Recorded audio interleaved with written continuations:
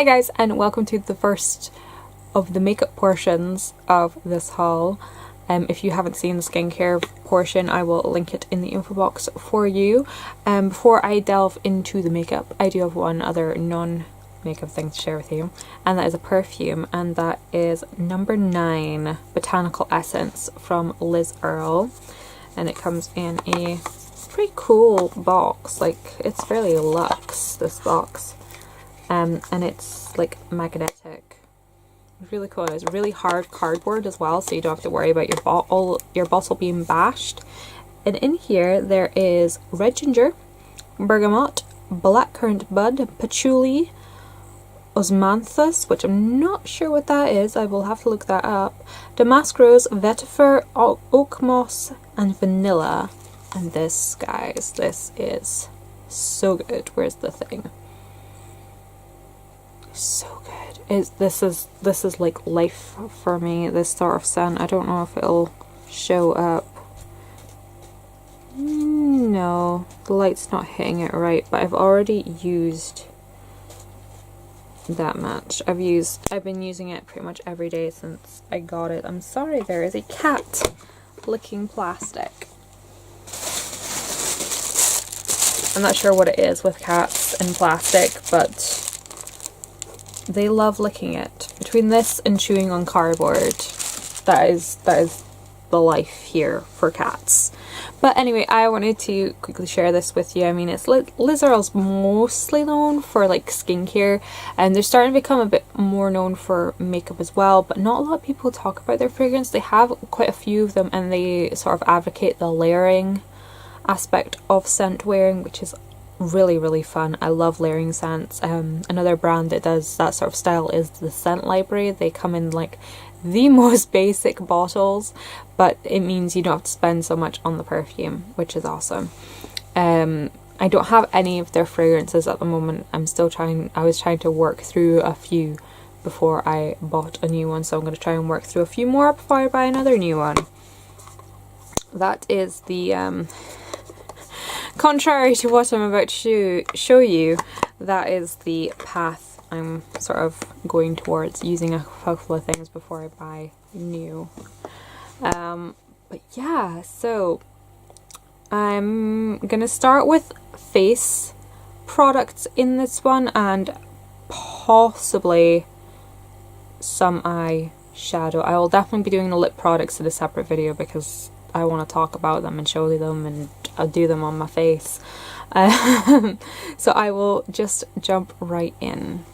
So I've been really loving the Becca Backlight priming filter, and I decided I wanted to try a few other illuminating primers, and I picked up 3, one of which is a full size of the Becca Backlight priming filter. That's how much I've been enjoying it. I'm still working my way through the rest of the sample, but I've gone ahead and purchased a full size because I was getting a really good deal. I believe this was like 10% off, so yeah, awesome. But I also picked up the Ambient Light Correcting Primer from Hourglass in Luminous Light, and this is sort of a less hardcore version of the Becca. I will have a post up about these really soon if it's not up already. I will link the blog in the info box so you can follow there. But as you can see, it sort of follows the same sort of idea as the Becca Backlight Priming Filter. It's just not as like, it's not as thick, I don't think, and not as sticky. 1 second, I will quickly swatch that one too.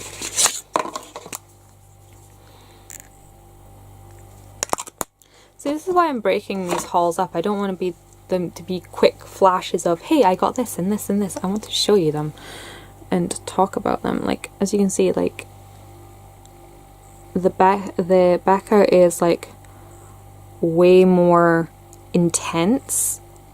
It's also it's a thicker lotion, but it's also slightly silkier. The Hourglass has a bit more of a matte luminous, or like a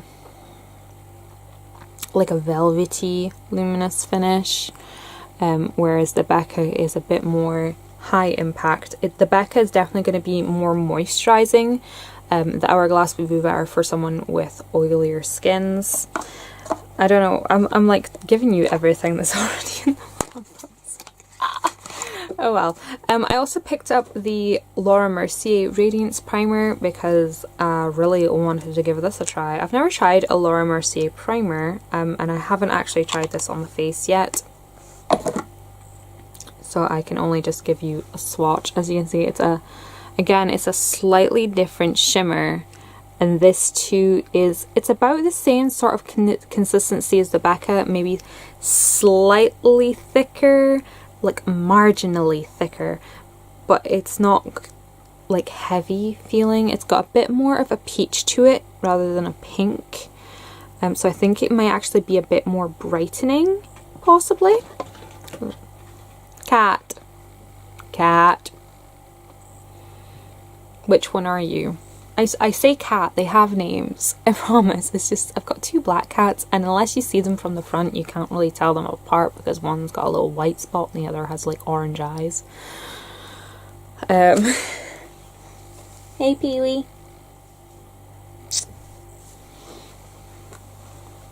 But yeah, so those are the 3 primers that I picked up. I picked up the Ambient Lighting Trio. This has Dim Light, Incandescent Light, and Radiant Light.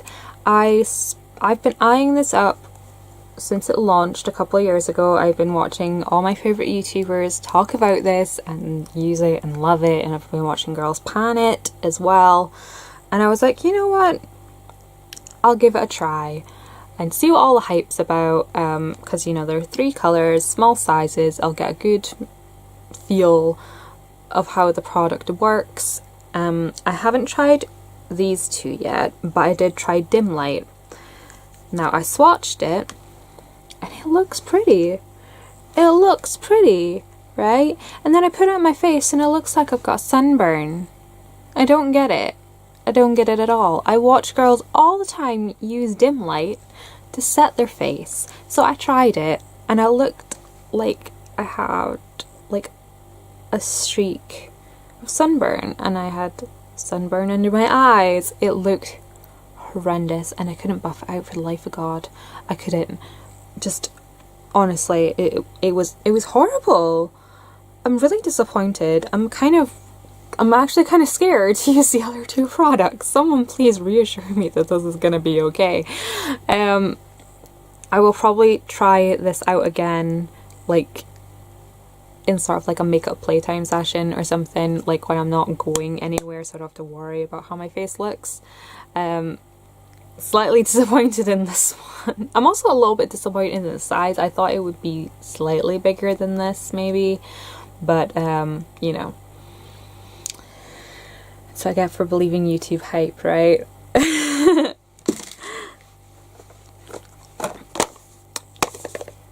This next product is supposed to be like the ambient lighting powders. This is the Laura Mercier Candle Glow Sheer Perfecting Powder, and this is in the shade number 1. I haven't tried this yet, but I've heard really good things about it from, I'm not sure if it was Jen, but there's definitely a few other like Asian ethnicity vloggers that I watch that have raved about these, so I have high hopes for it working out. One second, I'll grab a brush. We'll see. Cause I mean, it looks to be okay. We'll give it a whirl right now.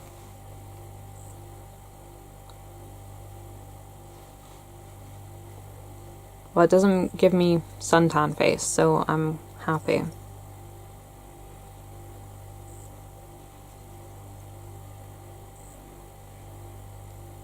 I have so much highlighter on right now, I don't actually know if it's making a difference. I will have to give this a proper test out and see what I think about it. What does this say? Modern pressed powder that sets, perfects and finishes, leaving skin with a diffused, subtle, luminous glow. Use the finishing brush for a light veil of coverage and Barely There glow, or use the bronzer brush to buff in for slightly more coverage and a perfect finish. So yeah, I think this would probably be a good like finishing powder for like a day when I'm not going quite so glowy, because I'm wearing Gilded Honey at the moment, so it's a bit like ba-bam.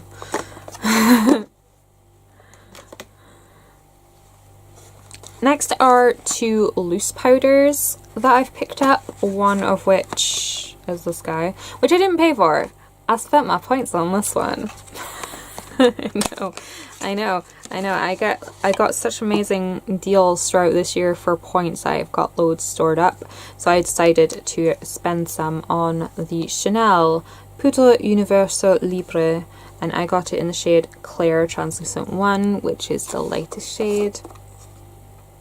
Oh, I was taking pictures for the blog and I wanted it with like powder dusted up, and now it's all over the puff, but it's a gorgeous powder. I really like it. I'm so happy that I picked it up. It's very finely milled. It's got a good deal of substance to it, so you do notice it like doing something on the skin, but you know, not notice it on the skin at the same time, if that makes sense. It gives a really nice really good, ooh, like soft, focused, diffused finish. It's got a little bit of sheen to it. I'm not wearing it today. I should have, but I was testing out this other product here. I really like it. I believe this is, it's like either, I think it's either 28 or 38, maybe less than that. I will annotate how much this actually is, but it's cheaper than the Sisley powder, and I kind of think it's similar. I would have to road test the two together, but if you're looking for a really nice like luxe bougie finishing powder, then the Chanel one would be a nice one to look into. The other powder I picked up was the RMS Unpowder, which I've heard loads of people talk about, and just say how amazing it is on the skin, and how beautiful it is, how well it sets your makeup. And the first time I used it, I didn't realise what kind of powder it was. It's a silica powder, and I didn't actually know it was a silica powder. I really should have checked the ingredients before I bought it. I like silica powders, HD powders. I've used a couple in the past. What is going on with my hair, yo? See, this is what happens when I don't research products before I purchase them. I usually only buy products that I've really thoroughly researched and know I'm going to like the Chanel powder. I spent hours looking up reviews of this, looking up swatches, finding good and bad reviews. I couldn't find a lot of bad reviews actually. Whereas this guy, I didn't do any reviews. I just picked it up because I've been wanting to try it. I'd heard good things about it. I didn't realise it was a silica powder.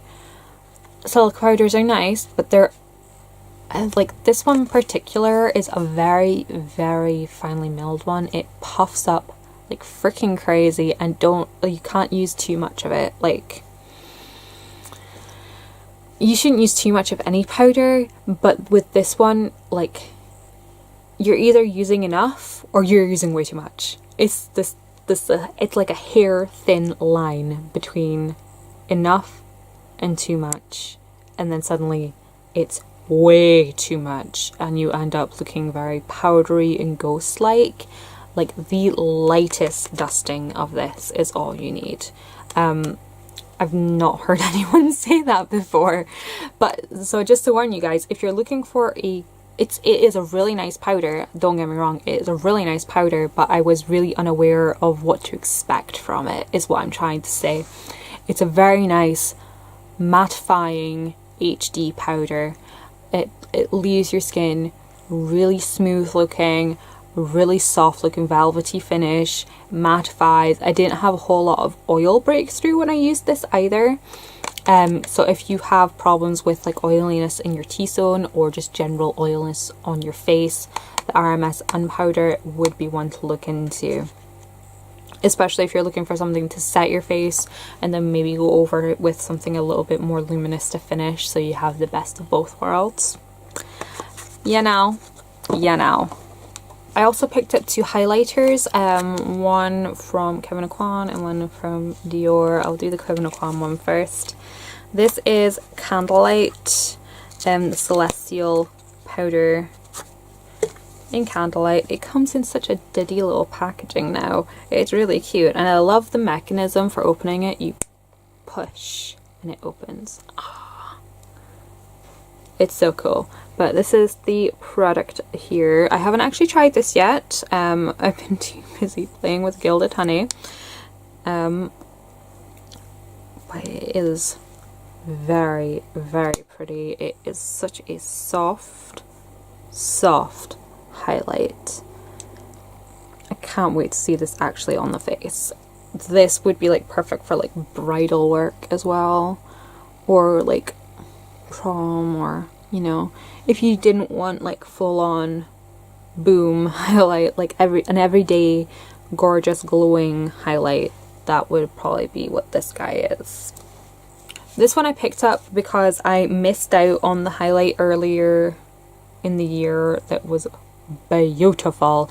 So I was like, you know what, I'm just gonna snap this up because I've heard so many good things about Dior highlights, so I just kind of would like to have one. You know, just to have one. This is the box it came in. This tiny little thing came in this huge ass box. I don't think I still have the insert, but it came in like this really sturdy plastic insert, so you know this isn't going to be damaged when you get it. And it also comes with this brush, which I think is a bit odd for highlight. It's like a kabuki brush. I mean, would you apply highlight with a kabuki brush? Because I definitely would not, but you know, it's nice to have a little travel powder brush, a handy dandy thing. But the actual highlight, this bad boy, this is the Dior Skin Nude Air Luminizer Shimmering Sculpting Powder in the shade 1. And it looks like this. It is gorgeous. I've been scared to use it. I've touched it a little bit because I just don't want to mess it up. But there is a swatch of it, and it is so pretty. Like, you can see the difference between the Candlelight and the Dior. The Dior is like way more powerful. Beautiful. Everyday, special occasion. That's the difference there. But this is such a beautiful luxury, bougie. I love the word bougie at the moment. It's so perfect for describing unnecessary things. It's very bougie and beautiful, and I'm so happy to have this. It will take me a little while before I crack into using it all the time, but I'm very happy to have it. Lastly, in the face category is a bronzer, and that is the Guerlain Terracotta, and this is in light brunettes.